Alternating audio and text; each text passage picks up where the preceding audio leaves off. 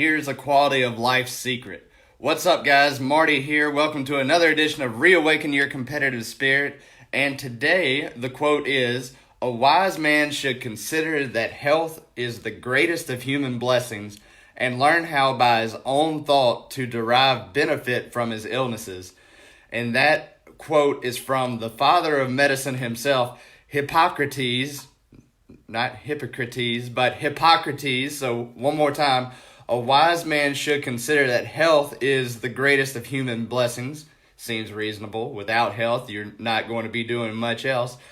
And learn how, by his own thought, to derive benefit from his illnesses. And you might be like, whoa, hold on here. So the big idea here is that your body is always going to be a slightly broken machine, and that's okay. But you got to learn how to utilize your thoughts constructively to attain the health and therefore the energy and vitality that you need to actually put your impact into action, get your plans out there, and ultimately fulfill your personal mission. So here's how this applies to us and our quality of life as former athlete entrepreneurs. We all want to be healthy. Like that's a no-brainer. Everybody wants to be healthy. And after all, it is the greatest blessing because it does give us the energy and vitality we need to go out into the world and make an impact in the game of life after sports.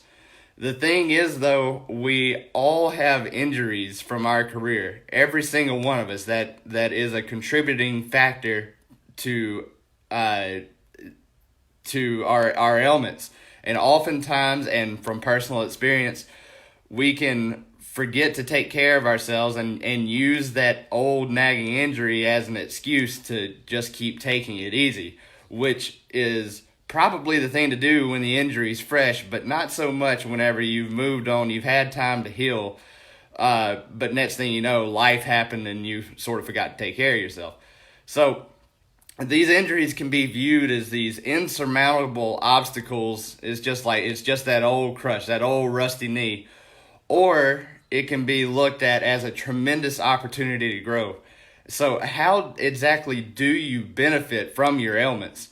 Well, I remember back whenever I was recovering from my ACL surgery, I remember waking up and I would tell everybody that I could. I said that this ACL injury is going to be the best thing that ever happened to me. I remember the first person I told that was my coach, and then I told my physical therapist.